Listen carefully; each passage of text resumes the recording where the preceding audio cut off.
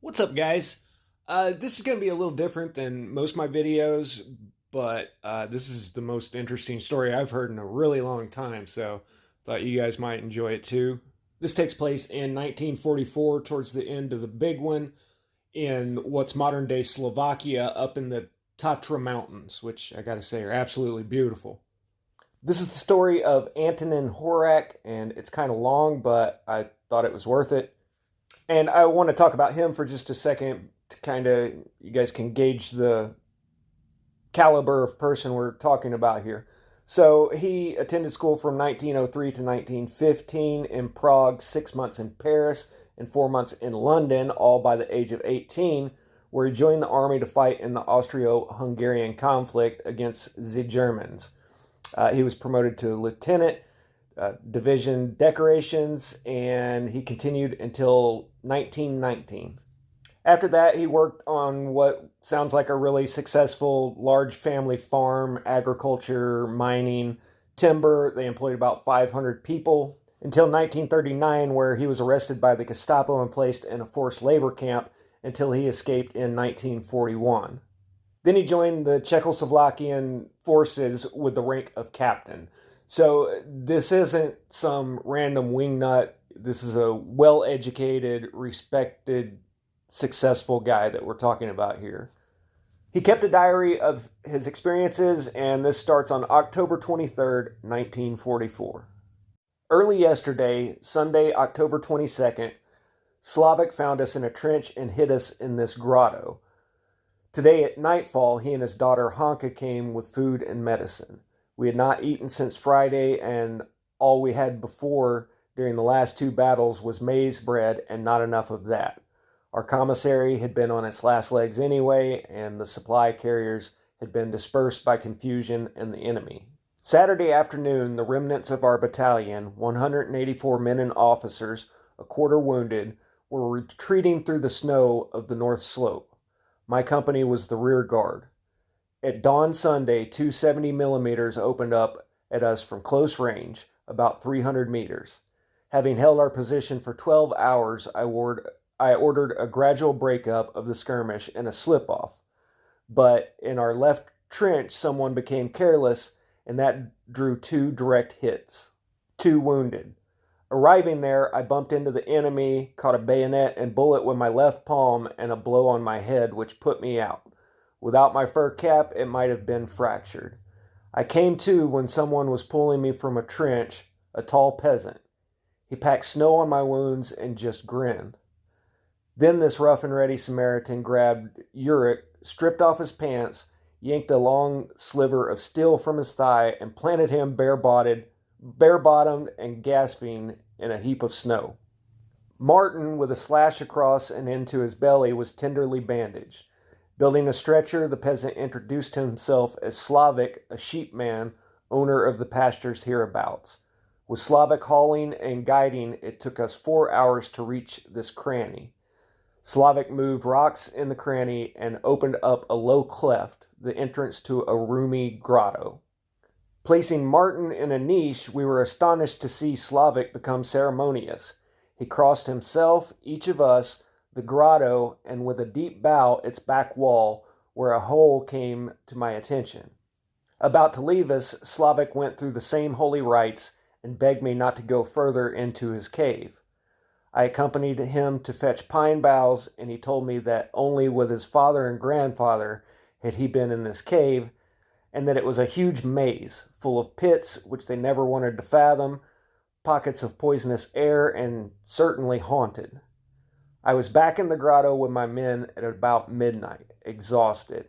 Martin was unconscious, Horak feverish. For breakfast, lunch, dinner, he and I had hot water, and thank God I had my pipe. I placed warm stones around Martin, and Horak got the first watch. Miserable night, Martin at times conscious. I gave him 3 aspirins and hot water to sip with drops of slivovitz, which is a type of alcohol. Horak hobbled hungrily around the 2 German helmets in which he had boiled water, to which I added 10 drops of slivovitz, our breakfast. With this deluge of snow, avalanches imminent, and enemy skiers roaming, Slavic may not be able to get through to us with food for days to come, and neither should I try hunting and track up the landscape while I have two immobilized men on my hands. But here we have this cave that Slavic knows only partially. It may have more than this known entrance, and it may contain hibernating animals. These possibilities I mulled over while Horak was chewing on pine bark, and as expected, he implored me to go poaching into Slavic's cave and promised to keep mum. And I was not only starved but equally eager to find out what makes self-assured Slavic scared enough to invoke the deities. I started my cave tour with a rifle, lantern, torches, and pick. After a not too devious nor dangerous walk and some squeezing, always taking the easiest and marking side passages, I came after about an hour and a half into a long level passage and at its end upon a barrel-sized hole. Crawling through this and still kneeling, I froze in amazement. There stands something like a large black silo framed in white. Regaining breath, I thought that this is a bizarre natural wall or curtain of black salt or ice or lava. But I became perplexed, then awestruck when I saw that it is a glass-smooth flank of seemingly man-made structure which reaches into the rocks on all sides. Beautifully, cylindrically curved, it indicated a huge body with a diameter of about 25 meters. For scale on that, a Boeing 747 is about 19 meters in diameter. Where this structure and the rocks meet, large stalagmites and stalactites form that glittering white frame. The wall is uniformly blue-blackish. Its material seems to combine properties of steel, flint, and rubber. The pick made no marks and bounced off vigorously. Now, if you've never swung a pick before, if you swing down and hit a rock, it hurts. It shocks your hands really bad with the vibration. And he's saying that he couldn't even scar this thing, but it bounced off vigorously like he was hitting rubber. Even the thought of a tower-sized artifact embedded in rock in the middle of an obscure mountain in a wild region where not even legend knows about ruins, mining, and industry, overgrown with age-old cave deposits, is bewildering. The fact is appalling. A couple things here. This is a story that seems to have made the rounds in the UFO crowd, but this has been here for thousands of years for it to be encrusted in stalagmites and stalactites, one drop at a time. There's more about the age of this in a minute. So, this could have been from the civilization that was living then, 10, 20,000 years ago. The fact is, we really don't know how advanced the world was in the last world age, referred to as the Great Flood in Noah's time. But there are surviving myths and legends. And the particular Germansies that he was fighting against answered directly to Heimlich Himmler, who was a very well-known occultist. So what were the Germansies even doing way out here in Shepherdland and the mountains, way off in the east where there's really not much out past there, One thing that Himmler was basically obsessive about was gathering local folklore from all around the world and went looking for these mysterious objects. Even Indiana Jones is basically about that. So it's actually feasible that they could have been out there looking for the very thing that Horak stumbled across. Continuing on with his story, not immediately discernible, a crack in the wall appears from below, about 20 to 25 centimeters wide, tapering off and disappearing into the cave ceiling, about 2 to 5 centimeters wide. So for us in America, that's about 10 inches wide at the bottom, down to about an inch at the top, a couple inches. Its insides, right and left, are pitch black and have fist-sized sharp valleys and crests. The crack's bottom is rather smooth, of yellow limestone, but drops very steeply, about 60 degrees into the wall. I threw a lighted torch through. It fell and extinguished with loud crackings and hissings, as if a white-hot plowshare were dropped into a bucket. white hot steel, I think he's talking about, dropped into a bucket. Driven to explore and believing me thin enough to get through this upside down keyhole, I went in. Wriggling sideways, injured my hand and head below and steeply downward, nearly standing on my head, cramped, though with my right arm with the lamp could move in the extended crack above me. The crush got the better of me and I had to get out. And that became a struggle. When out and breath regained, I was too fascinated by the whole riddle and determined to get at it. For the day, I had had enough and had to think about tactics. I was in camp at about 4 p.m. Urich had washed Martin, kept him between warm stones, and I gave him 3 aspirins and hot water with slivovitz to sip. I explained to Urich that the hunt in the cave requires much smoke, poles, and a rope. Thank God Slavik and Hanka did come with provisions. When they left, I accompanied them to fetch torch boughs, was back in camp at about 2 a.m., dead tired, but finally we had eaten. Urich too much, and I got the second watch. October 24th, 1944. Peaceful night. Martin sipped fever tea with honey. Hope we can pull him through. Urich's posterior is not even swollen, but my head still is. I cut out belts, braided 8 meters of solid rope. At 10 a.m. was back at the wall. Anchored the rope over a stick across the crack and, keeping it slung over my shoulder, forced myself again into the grim maw. Like yesterday, the lamp, this time carbide, was on a stick ahead within the jaw above. When it came through and down, it swung freely over some void into which I could not see, and there was again rushing as if from agitated waters. And unable to turn, I feared a water-filled pit ahead, and to end it, literally, in a headstand. I wriggled upward, back again, my clothes caught on the protrusions, descending on my shoulders and head, and formed a plug. The resulting struggle nearly caused me to be burned alive. When out on my feet, I was shaking from exhaustion and had lurid visions. There are no loose stones about the wall, so I hacked stalagmites into short rolls and bowled them through the crack. They rolled on, causing enormous echoes, and knocked to a standstill, indicating a solid floor and room to turn. I launched the unlit torches after the stones, undressed, keeping the shirt only, and went after the stones and torches.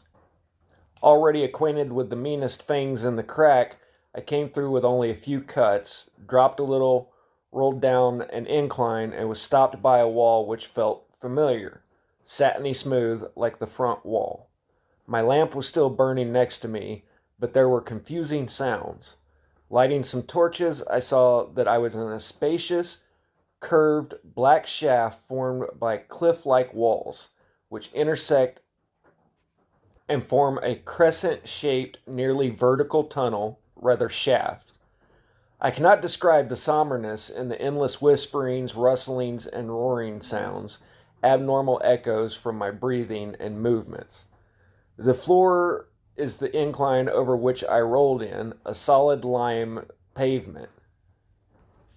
All the lights together did not reach the ceiling or where these walls end or meet. The horizontal distance between the apexes of the concave backside of the front wall and the convex back wall is about 8 meters. Along the curve of the back wall is about 25 meters. To explore further, I needed more light and my pick, which does not fit through the crack and must be taken apart. I left jubilant in a sort of enchantment mixed with determination to explore this large structure, which I believe is unique and singular. This time, with my head up, with no clothes to ensnare and burn me, I was through the crack fairly unscathed. Dressed, smoked a pipe, and was underway to my men. I tried to catch some bats, but caught none. Urich was boiling potatoes and mutton, and therefore inclined to excuse my bad huntsmanship. He even appreciated its hardships when he had to grease the scratches on my back and mend my shirt. Martin had a crumb of bread and honey fever tea. After 6 p.m., I went for a new load of torches, was back at about 10 p.m. Urich got both watches. Would you tell the person that you're with in this situation? I mean, just some random dude from the army that he probably didn't even know. I'd be really careful who I told about it, period. October 25th, 1944. We had a good night. Martin seemed to mend, and I'm glad that Urik's thigh is not yet well enough for him to want to go with me poaching for bats. It is better that he knows nothing about the cave's secrets. I went directly to the wall, undressed like yesterday, smeared mutton fat all over me. This guy's determined. I would be too. I mean, how do you not explore this? Slid my thighs through the crack and went in, feet first, extending the carbide lamp upon a double pole. With 4 torches burning, still the upper ends of the cliffs remained in the dark. So he's got these torches up on a pole, still can't find the top. I fired 2 bullets up parallel to the walls. The reports caused roars as from an express train, but no impact was visible. Then I fired bullets on each wall, aiming some 15 meters upward from me, got large blue-green sparks and such sounds that I had to hold my ears between my knees, and flames danced wildly. Assembling the pick caused more uproars. I probed the pavement, quote, and started digging where the lime is thin, in the horns of the crescent. At right is dry loam. At left I came at about a half a meter upon a pocket of enamel from teeth of some large animal. I took 1 canine and 1 molar and replaced the rest.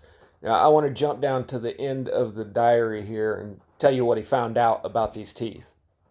I had taken the animal teeth I had collected in the Moonshaft to the curator of paleontology at Uzarad, and he classified them as an adult cave bear, Ursus spaceless. Now, he probably didn't know this. There's no mention of it in his diary, but they say that that bear has been extinct for 24,000 years. Digging on nearby, the back wall has, at about 1.5 meters below the pavement, a vertical, finely fluted, undulating pattern. It seemed warmer than the smooth surface. I tried with lip and ear and believe the impression is correct. I could hear distant noise like a turbine running. In the middle, the pavement is too thick for a trench pick. When the torches were extinguished and I was in a freezing sweat, I left the, quote, Moonshaft dressed and went back after bats and bagged 7. Wow. Urik stuffed them with bread and herbs and they became exquisite pigeons. Slavik and Olga, his other daughter, came about dusk with hay, straw, a sheep's fleece, more medicinal herbs, self-hill and stonecrop, and seeds from the iris, an excellent coffee substitute. I accompanied him, fetched pine torches, 2 long poles, and was back about midnight. Martin got the last aspirins, honey water, and Urik took both watches again. October 26, 1944. It was a good night. I went into the Moonshaft to continue experimenting. On my longest assembly of poles, the carbide light did not light the upper ends of these cliffs. I fired above the lighted areas. The bullets struck huge sparks and made deafening echoes. Then, horizontally at the back wall, with similar effects. Sparks, roaring, no splinters, but a half-finger-long welt which gave a pungent smell. After that, I continued my digging in the left moon horn and saw that the wavy pattern extends downward, but in the right horn I found no such pattern. I left the Moonshaft to probe the front wall and its surroundings. Next to the stalactites are some enamel-like flecks which, scraped, yield a powder too fine to be collected without glue, which I will try to boil from our pigeon's claws. I wish to obtain a sample of the particular material of the walls, but even firing 2 bullets into the crack upon the protrusions and hitting them, I received only ricochets, a blast of thunder, welts, and the same pungent smell. That's weird. It can't dent it, but it is giving off a smell. Returning to camp, I caught some bats and we again had, quote, pigeons. I ordered Yurik to carefully remove any trace of them and kept the claws. The Slavics arrived, as usual, at nightfall, bringing this time a quarter of a deer, half kilogram of salt, and a tin of carbide. Yurik took both watches. October 27th, 1944. Martin died, slept into death. Yurik knows his kin, took charge of his belongings, including his wallet with 643 crowns, watch with chain, and my certificate. Now we are free and ready to leave and rejoin our battalion, which is somewhere east of Kosais. With his stick, Yurik can march some 10 kilometers daily, and we have to move carefully anyway. We will start tomorrow. At 10 a.m., I was in the cave probing passages for a way behind the Moonshaft. Looked also for ice and poisonous air about which Slavic had spoken, and found none, though there may be some. Then I slipped into the Moonshaft to sketch, dig, and ponder, and returned to camp at about 4 p.m. I ordered Yurik to prepare our packs, clean the weapons, boil food for 7 days, and having read what we will not need to be returned to Slavic. He and both girls, as if the family had sensed that Martin died, came, and we carried him into the dwarf pines to trench where he had received his mortal wound, took turns to dig the grave, prayed, and buried him in a blanket. Slavic is to set up a good cross next spring, for which I gave him 150 crowns. Slavic briefed me as best he could about the enemy eastward from here. Yurik and I were back into our grotto at midnight, and he took both watches. He can sleep most of the day tomorrow. October 28th, 1944. Restful night, good breakfast, cut my name, etc. on a leather strap, and together with the golden back of my watch, rolled and inserted both engravings into a glass bottle, plugged it with a pebble and a ball of clay mixed with charcoal, and deposited this record in the Moonshaft on top of the ashes of my torches. It may stay there for a long time, possibly until the structure is completely hidden behind its curtain of stalactites and stalagmites. Slavic has no son to tell him about his cave mystery. His womenfolk don't know about it, and daughters usually marry to other villages. In a few decades, nobody will know if I do not come back here and have the structure explored. I sat there by my fire speculating. What is this structure, with walls 2 meters thick and a shape that I cannot imagine of any purpose known nowadays? How far does it reach into the rocks? Is there more behind the Moonshaft? Which incident or who put it into this mountain?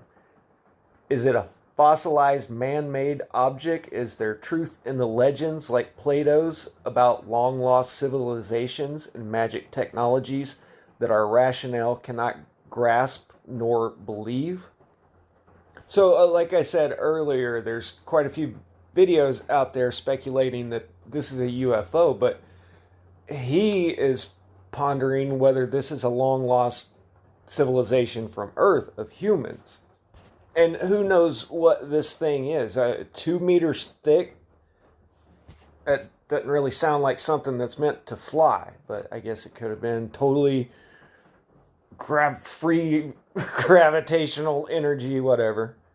But it's something that's been there for a very long time. And, I had somebody comment, stalactites don't grow that fast. There's caves I went to as a kid that look exactly like they do today. Those things take a long time to form. But, it's up in the mountains. It's way over here in what's kind of the middle of nowhere today anyway. And, it's just mind-blowing to me that there's, whole areas the size of the USA out here that there's 25 people living in. But the world operates by shipping, waterways. So this is still the middle of nowhere out here. And what were the Germansies doing way out here anyway? Trying to take over the sheep market? Anyway, he continues. I am a sober, academically trained person, but must admit that here between these black, satiny, mathematically curved cliffs, I do feel as if in the grip of an exceedingly strange and grim power. I can understand that simple but intelligent and practical man like Slavic sense here witchery, conceal it, and also fear that if its existence is ever to be made known, it would attract armies of tourists and all the commotion, tunneling, and blasting, hotels, and commercialization, which would probably ruin their nature bound trade and honest life. And I gotta say, it was definitely simpler times, and to me, that's a little bit of a naive idea of what would happen with this, because today everybody knows if you found something like this exactly what's going to happen. Gov's going to swoop in and nobody ever heard of it, but he speculates that it would become a tourist attraction. But he's not stupid. Says if and when I come back, it will be with a team of secrecy bound experts, geologists, metallurgists, cave expert, and the object is of true importance for the advancement of knowledge and proper civilization. Ways will have to be found to respect the Slavics' interests. I'm sorry, but that's hopium dreams again to think that this would be used for anything good. Hey, we found out how to split the atom. We can heat everybody's home in the country off a little tablet-sized piece of plutonium. But no, we're going to turn that into a big bomb. Anyway, on my way back to camp, I burrowed and hid the crawl holes which led toward the wall.